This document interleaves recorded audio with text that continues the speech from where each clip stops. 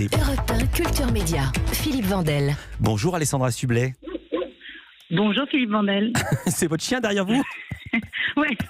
Ah, mais on fait des phonards en famille aussi. Hein. Le télétravail, ça implique qu'on n'ait pas forcément de pièces isolées pour les chiens, les enfants. Non mais ça aurait pu être Nicolas Canteloup qui imite une voix. Non. Je le dis, vous êtes en quotidien avec quelqu'un qu'on aime bien ici, Canteloup, c'est le soir à 20h50. Est-ce que ça continue pendant le confinement? Non, d'abord parce que les journaux sont très longs, Ouais. évidemment. Et puis l'info, elle est presque unique. Donc Oui. c'est compliqué pour Nicolas les auteurs. En revanche, je crois que des magnétos et des petits best-of se préparent. Ah, d'accord, parce que comme disait Alain Chabat, c'est bon de rire parfois. On vous a vu également dans Masked Singer et ce soir, vous proposez un document sur la petite sœur de TF1, TMC. Ce doc que j'ai vu s'appelle Tony Parker Confidentiel. Pour se mettre dans l'ambiance, bande-annonce. Événement, Tony Parker comme vous ne l'avez jamais vu. Il y a tous les gens que j'aime, donc pas facile. Le plus grand basketteur français vous ouvre les portes de son intimité. La première fois que je suis arrivé à l'INSEP, c'était avec la deux chevaux de ma mère. Et donc j'ai découvert le campus comme ça. Son enfance, sa carrière exceptionnelle, sa nouvelle vie. Les gars, déjà bonjour, un ancien. Famille et amis vous racontent cette légende vivante du sport. Tony, c'est un acharné. Zidane du basket, c'est lui en vrai. Merci Tony. Il y a Tony Parker et les autres, ça va dire. Ça te rend très fier. Inédit, Tony Parker Confidentiel, un documentaire exceptionnel sur TMC. Alors je précise que les voix qu'on vient d'entendre, ce sont son papa, mais surtout Teddy Riner, Thierry Henry, le DJ Cut Killer et Michael Jordan. Rien que ça, comment avez-vous travaillé? Alors en fait, c'est un documentaire au long cours que j'ai produit avec Black Dynamite, Eric Enzo, que je salue. On travaille déjà la confiance doit s'installer. Ouais. Donc du coup, on discute beaucoup avec Tony. Vous le connaissiez depuis longtemps, Tony Parker? Alors, on n'est pas potes. Ouais. On se connaît, on s'est croisés sur des plateaux télé. Il se trouve qu'il a racheté l'Asvel, qui est le club de basket lyonnais. Mmh. Et comme je suis lyonnaise, forcément, ça crée des liens. Ouais. Mais je lui ai proposé longtemps. À chaque fois que je le voyais, je lui disais, tu sais, on devrait faire un documentaire ensemble. Ce serait bien que les gens voient comment tu as évolué, ton parcours, ta vie d'aujourd'hui, etc. Et puis, il m'avait souvent dit, et à juste titre, que des documentaires professionnels avaient été faits sur lui. Et je lui ai dit, mais moi, j'aimerais qu'on ouvre les portes en grand. Et puis, en fait, il y a un an, il m'a dit, écoute, je vais prendre ma retraite et j'aimerais bien à ce moment-là qu'on fasse le doc la dernière année de ma carrière professionnelle et OK pour t'ouvrir les portes de chez moi à San Antonio au Texas, à Lyon. Et du coup, oui, c'est un documentaire au long cours. Et comme vous l'avez dit, en plus, il est pote avec des personnalités qui sont pas faciles Oui. à avoir. Thierry Henry, Teddy Riner, on a fait la dernière interview de Kobe Bryant à Los Angeles. Michael Jordan aussi qui était de passage à Paris. Donc ça prend du temps. C'est pour ça que c'est long. Ouais. Il y a des images d'archives assez exceptionnelles. Il y a la dernière année, mais aussi ses débuts quand il était junior. Et on voit la bombe de basket qu'est ce petit bonhomme, parce qu'il était petit pour l'époque. C'est limite. C'est dingue. Mais on dirait, c'est limite des VHS. On le voit aussi avec sa fameuse 2 chevaux. Vous avez réussi, vous l'avez dit, à convaincre Tony Parker de tout montrer, pas qu'un peu. Vos caméras sont allées filmer son intimité, notamment sa maison. Il a fallu négocier parce qu'au début, sa femme Axel était réticente à l'idée de montrer le luxe dans lequel ils habitent. Écoutez Tony Parker, il est au micro de Louise Bernard. Elle avait peur de la réaction des Français, quoi, et qu'on se concentre pas que sur la maison, quoi. Nos valeurs sont beaucoup plus profondes. Comment on éduque nos enfants, comment on a réussi dans nos métiers respectifs, que ce soit ma femme ou moi. C'est venu avec le temps, on va dire, la confiance. Au début, on parle du film et tu ouvres certaines portes, et puis après, tu te sens de plus en plus à l'aise. Et après, petit à petit, il y avait plus rien qui était fermé, et c'était porte ouverte, et on lui faisait confiance avec ma famille et ma femme. On a eu des bonnes discussions avec Alex. Et après, on faisait confiance à ses équipes aussi. Il faut dire que chez lui, j'ai vu les images, il n'a pas une piscine, il a un parc aquatique. Alors, pour raconter aux gens qui n'ont pas vu l'émission, Alessandra, je raconte, la propriété est immense. Tous les matins, il va faire du sport dans sa salle de sport perso, mais il y va dans une voiture de golf tellement la salle est éloignée de sa maison. Il a une salle de basket, c'est hyper drôle. Il a mis une table de poker au milieu de la raquette parce qu'il joue plus au basket. Et là, parce qu'on parlait de valeurs, c'est là où je veux en venir. Vous lui parlez d'argent, il vous raconte ses débuts et il compare les époques. Quand mes amis viennent ici ou la famille, c'est oui, c'est beau, oui, c'est grand, mais c'est pas ça qui m'a motivé en fait. Moi, quand je jouais au basket au début, je savais même pas ce que c'était moi, la valeur de l'argent. Moi, quand j'étais à un camp de basket, je lui disais mais comment tu fais pour shooter, comment tu fais pour battre ton défenseur? C'était des questions spécifiques basket. Maintenant, les jeunes d'aujourd'hui, que les questions, c'est ça fait quoi d'être connu? C'était une autre époque.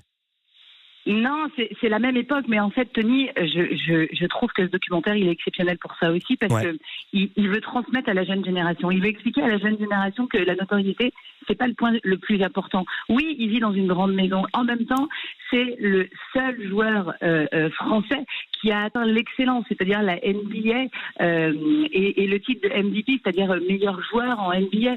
Donc, c'est pas rien. Et encore une fois, ce qu'il explique, c'est que c'est pas venu comme ça.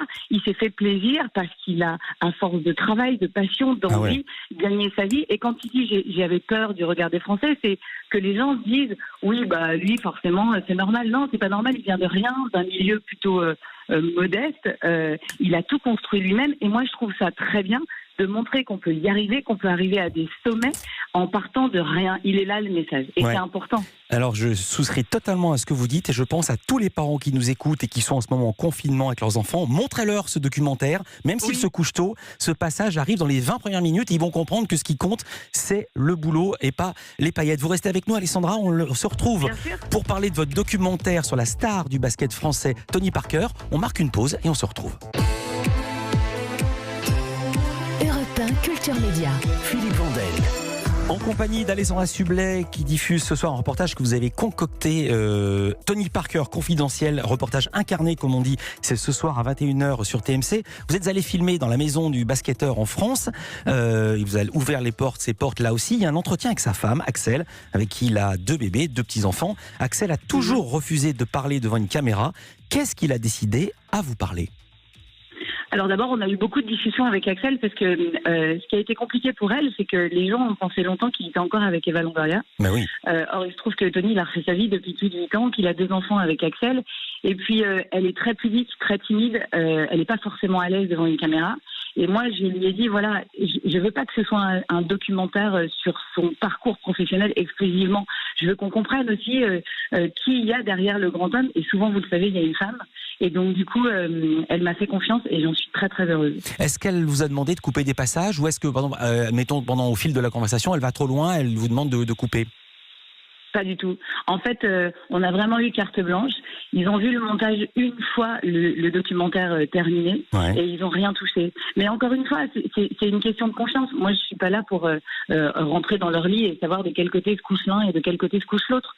Donc, je pense qu'une fois que la confiance s'est installée, en général, ça marche. Et la preuve, c'est que rien n'a été coupé au montage. C'est vraiment un documentaire édifiant au sens étymologique du terme. Vous revenez, et je vais y revenir moi aussi, sur la réussite, parce que c'est quelque chose de très important. D'autant que Tony Parker a une double culture, il faut le dire, française évidemment, mais américaine, parce que son papa est américain, papa qui témoigne, et sa maman hollandaise également. Il y a une séquence, vous êtes avec lui, avec Tony, en voiture, sur une route américaine, et vous lui faites remarquer qu'aux États-Unis, on va entendre ce que vous lui dites. Il y a un truc ici, c'est que tu peux dépenser ton argent sans te soucier du regard des autres. Ouais, les Américains, ils sont contents. La réussite, justement, ça les motive. En France, c'est tout le contraire. On a plein d'autres choses, mais on n'a pas ça. Et moi, la France, pour moi, c'est dommage. On a tellement un beau pays. On a tellement de belles choses en France. C'est vraiment dommage, cette mentalité. Parce qu'on est tous d'accord. Hein. Dans l'absolu, mais on fait quoi pour changer ? Donc moi, personnellement, j'ai mis mon argent dans une académie, dans des clubs de basket. Moi, à un moment donné, c'est facile de parler, de le dire, tout ça. Mais après, il faut le faire, il faut montrer en action. Voilà, je dois le dire, même autour de Paris, il y a des gymnases Tony Parker, j'en ai vu, et là aussi c'était important. Il y a un grand moment d'émotion, Alessandra Sublet, quand Tony Parker reçoit à Lyon la médaille de l'Ordre national du mérite. Il est devant toute sa famille, il y a Gérard Collomb, le maire de la ville, Jean-Michel Aulas, le patron de l'OL, l'Olympique Lyonnais, et il est submergé par l'émotion, les larmes lui montent aux yeux, il n'arrive plus à parler. Racontez ce moment, parce qu'on ne peut pas le voir comme ça, et passer le son, ça ne fonctionnerait pas. Ouais, ce qui est très rare, parce que Tony est assez pudique et en fait, cet événement se passe au moment où il annonce sa retraite aussi. Ouais. Et je pense que tout sort à ce moment-là, alors que c'est pas s'élever le maillot, c'est un événement important, mais c'est pas l'événement le plus important non plus de sa carrière. Et c'est vrai qu'il y a toute sa famille, il y a sa femme, ses enfants, et il craque littéralement. Et c'est vrai que même moi après, on a une discussion tous les deux, et je lui dis mais c'est la première fois que je te vois comme ça. Et il me dit mais en fait, je réalise maintenant tout ce que j'ai parcouru, tout ce que j'ai fait.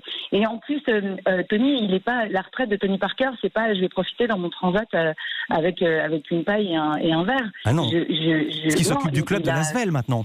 Il s'occupe du club de Lasvel. Les 2 présidents, hommes et femmes, sont ses amis d'enfance. On le voit dans le documentaire. Ça aussi, c'est exceptionnel. Tout l'entourage de Tony, familial et amical, travaille avec lui. Il a aussi cette académie à Lyon où il propose à des jeunes, grâce à des bourses, de pouvoir réaliser leurs rêves et faire leur sport, notamment le basket et le e-games. C'est-à-dire, en fait, il s'arrête jamais, mais toujours avec ces valeurs de transmission pour la jeune génération. Et c'est pour ça que je trouve que c'est un exemple exceptionnel. Et c'est pour ça que je me bats pour faire ce documentaire, parce qu'encore une fois, vous l'avez dit, pour les jeunes et les moins jeunes, c'est un exemple extra.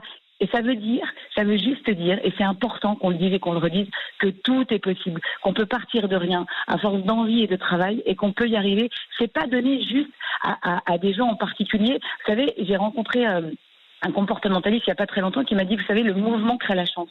On n'est pas forcément avec une étoile au-dessus de la tête. C'est en bougeant, en faisant des choses qu'on y arrive, en se démenant aussi. Et ces documentaires que je produis ont ces valeurs-là, et j'adore ça. Et exactement, et il montre quelque chose, pour vous donner raison, il montre ce qu'il faisait dans sa salle, la manière dont il a appris à faire un panier qui n'appartenait qu'à lui, parce que les types contre qui il jouait faisaient une tête de plus que lui. Il faisait des 2m10, des 2m15, et donc vraiment, c'est pas juste une façon de parler, on peut vraiment y arriver quand on se bat. Tout à fait autre chose, hier on recevait dans Culture Média l'humoriste Jarry, qui vous a reçu dans le Jarry Show, il fait chez lui tous les jours à 18h30. Vous lui avez fait une petite confidence, vous vous souvenez de la confidence, Alessandra ? Ouais. Et il a une question pour vous. Il a une question pour vous, Jarry. Salut Alessandra. Alors moi j'ai une petite question pour toi, Alès. Je sais que tu es parti en vacances il n'y a pas très longtemps avec ton copain et que tu t'es fait arrêter à l'aéroport aux douanes parce que tu avais dans ta valise, petite coquine, caché un sextoy géant très réaliste. Alors j'avais une question, je voulais savoir quelle était la taille de ce sextoy. Est-ce plutôt Rocco Siffredi ou Bruce Lee ? Merci. Bisous. Voilà, alors, donc ça c'est fait. On remercie les amis exceptionnels que j'ai et qui me font des blagues extraordinaires. Évidemment, je ne me trimballe pas avec un sextoy dans ma valise. On me l'a mis à mon insu dans la valise, et effectivement, en arrivant à la douane en Turquie, en fait, comme il était scotché à une bouteille d'eau, j'ai dû ouvrir ma valise en me demandant franchement ce qu'il pouvait y avoir dedans, parce que j'avais mis rien d'autre que des affaires. Et donc effectivement, j'ai été très surprise. Mais oui, je remercie, mes amis qui ont beaucoup d'imagination. Attendez, mais vous n'avez pas répondu à Jarry, parce que ici c'est une émission de journalisme. La taille, c'était quoi? Le sextoy était très très gros. Franchement, j'avais jamais vu ça. Et attendez, est-ce que tu peux le récupérer parce qu'il vaut très cher? Non mais je suis sérieux. Et vous avez dit quoi aux douaniers turcs? Mais alors déjà, ils parlaient pas très bien l'anglais, donc du coup j'étais hyper embêtée. Et en fait, c'est quand je les ai vus tous rire que j'ai dit mais qu'est-ce que j'ai pu mettre dans ma valise? Et non, ils m'ont pris la bouteille d'eau et ils m'ont laissé le sextoy. Ah donc vous l'avez toujours? Ah mais non. Ah non, je l'aurais rendu, je l'ai pas gardé. De toute façon, franchement, je me demande comment j'aurais pu me servir d'un truc pareil. Merci Alessandra Sublet. Voilà. C'est pas facile d'enchaîner avec ça. Tony Parker, confidentiel. Non. Mais c'est pas confidentiel à ce point. Ça ne dépasse pas la porte de la chambre à coucher. C'est ce soir sur TMC. Merci d'avoir été avec nous en direct sur Europe 1. Philippe, et merci d'être à l'antenne avec nous. J'embrasse vos auditeurs et je leur souhaite bon courage pour ce confinement. Merci, à très bientôt.